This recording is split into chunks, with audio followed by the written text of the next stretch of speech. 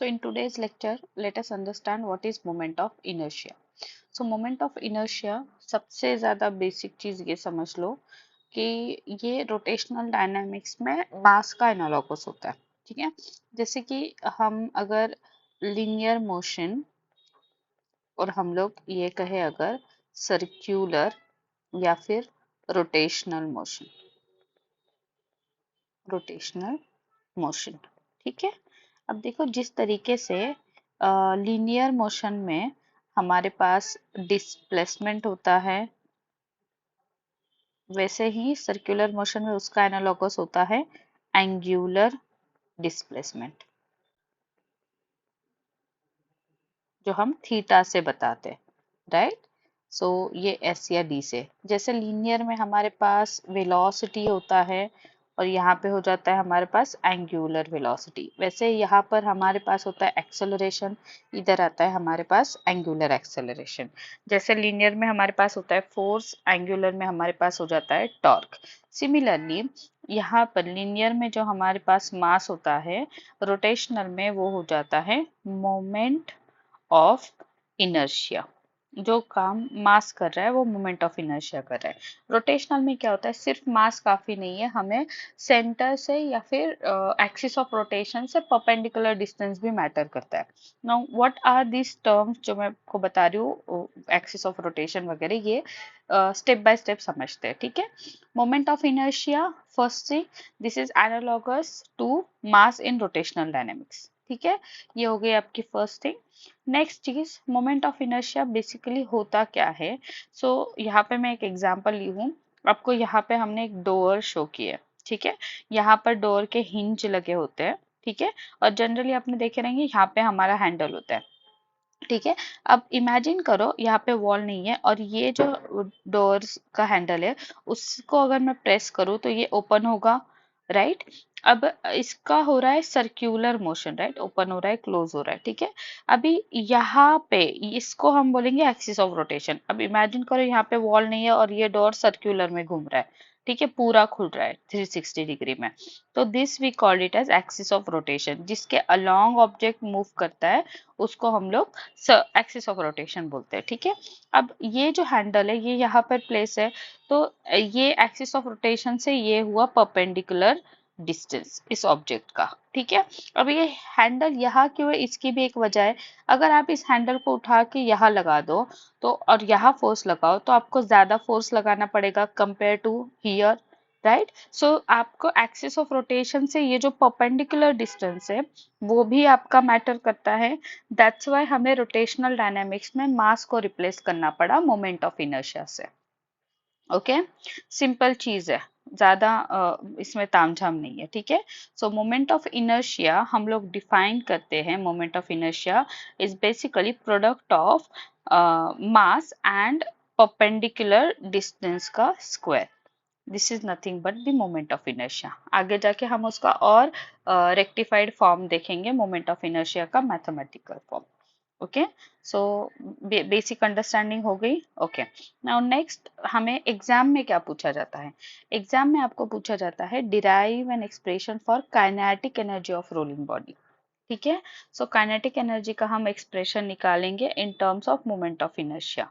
अब किस तरीके से निकालेंगे, first of all let me consider हमारे पास एक रैंडम ऑब्जेक्ट है, ठीक है। ये कुछ n नंबर ऑफ मासेस से बना हुआ है, ठीक है।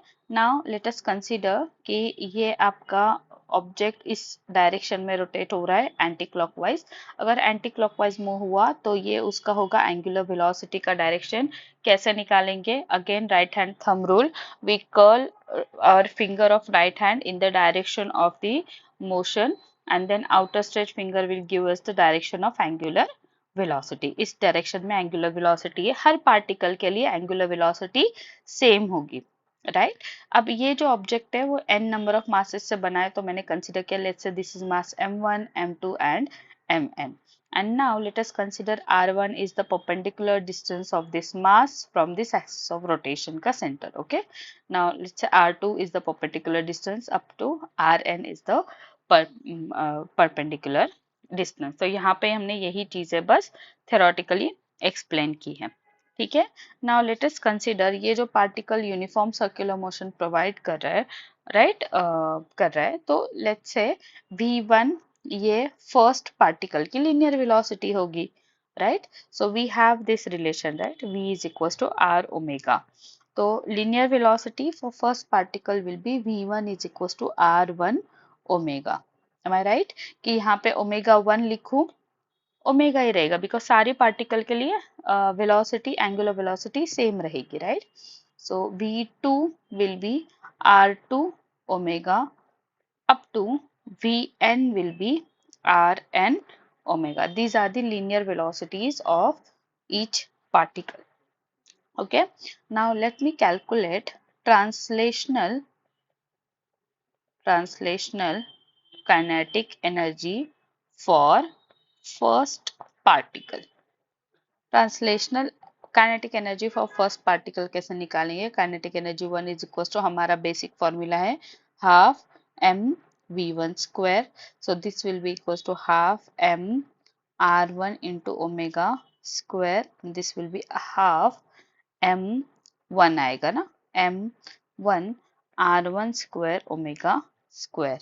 Similarly kinetic energy for second particle will be half m2 r2 square into omega। ऐसे हमारे पास कहाँ तक जाएगी? kinetic energy of nth particle is half mn rn square omega। यहाँ तक अंडरस्टैंड हो रहा है? काइनेटिक एनर्जी निकाल ली हमने हर पार्टिकल की, ठीक है। Now rotational kinetic energy, rotational kinetic energy of the object is equals to sum of individual translational kinetic energy। What is translational kinetic energy? ये जो हमने linear kinetic energy find out किए है ना, वही, this we also called translational kinetic energy, ठीक है। So kinetic energy is equals to kinetic energy of first particle, kinetic energy of second particle to the translational kinetic energy of nth particle, ठीक है। तो अभी हम लोग value put करते हैं, this will be equals to half m1 r1 square omega plus half m2 r2 square omega up to कहाँ तक जाएगा? Half mn rn square omega। अब अगर आप इस एक्सप्रेशन में देखो तो यहाँ पर हाफ कॉमन है सब में और ओमेगा भी कॉमन है, राइट। सो हम सारे जो कॉमन टर्म है वो हम एक साइड में ले लेते हैं, ठीक है।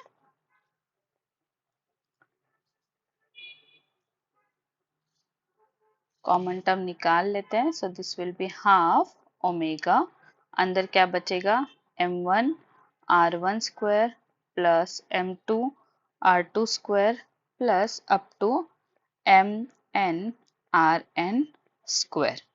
ओके, और दिस टर्म, ये जो हमें टर्म मिली है इसको हम लोग बोलते हैं moment of inertia. This is nothing but I। So rotational kinetic energy is equals to half omega I, या फिर आप इसको लिख सकते हो half I omega। This is your moment of inertia, right? So I is equals to m1 r1 square plus m2 r2 square up to mn rn square, ठीक है। यहाँ पे एक्चुअली स्क्वायर मिस हो गया ना, यहाँ पे सब जगह स्क्वायर आएगा काइनेटिक एनर्जी में, ये स्क्वायर हो जाएगा ना सबका, ठीक है। So I is equal to m1 square r1 square. इसको आप ऐसे भी लिख सकते हो, I is equal to, we can write summation I is equal to 1 to n mi square. इस समेशन के साइन को तो जानते होंगे ना, कैसे होता है समेशन का साइन?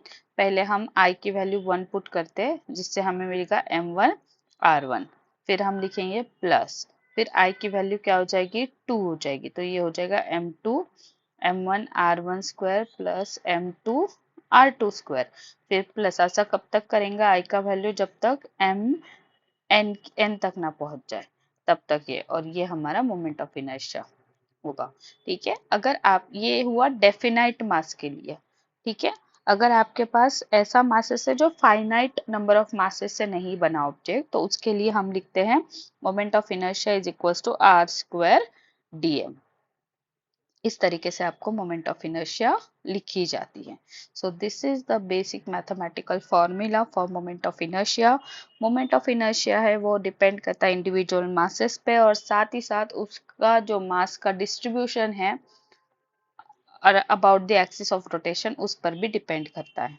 ठीक है, so this is the derivation for moment of inertia, sorry kinetic energy of rotation object. ठीक है, अगर आपको इसके नोट्स चाहिए तो आप इस तरीके से आप लिख सकते हो। यहाँ पे आपको 2 या 3 मार्क का सवाल एग्जाम में पूछा जाता है। ठीक है, सो आपको यहाँ तक काइनेटिक एनर्जी का फॉर्मूला लिखना है, और ये फॉर्मूला याद भी रखना है। इसके ऊपर आपको न्यूमेरिकल्स भी पूछे जाते हैं। ठीक है, उसके साथ साथ हमारा जो नेक्स्ट टॉपिक है वो है uniform ring. First of all let us consider, अब हम दो ऑब्जेक्ट के moment of inertia find out करेंगे, एक यूनिफॉर्म रिंग और दूसरा यूनिफॉर्म डिस्क। सबसे पहले ये चीज समझते हैं व्हाट इज यूनिफॉर्म रिंग। ठीक है, यूनिफॉर्म रिंग क्या होता है? An object is called uniform ring if its mass practically situated uniformly on the circumference of the circle। मतलब इसका जो मास है रिंग का पूरा यहाँ पे सिचुएटेड है, उसको हम बोलेंगे रिंग। आप समझ सकते हैं, जैसे हम लोग फिंगर रिंग भी पहनते हैं ना, आपका जो मास है रिंग का वो सरकमफरेंस पे होता है प्रैक्टिकली, उसको हम बोलते हैं यूनिफॉर्म रिंग। ठीक है, सो नेक्स्ट लेक्चर में हम लोग फाइंड आउट करेंगे moment of inertia for uniform ring and disc. Okay.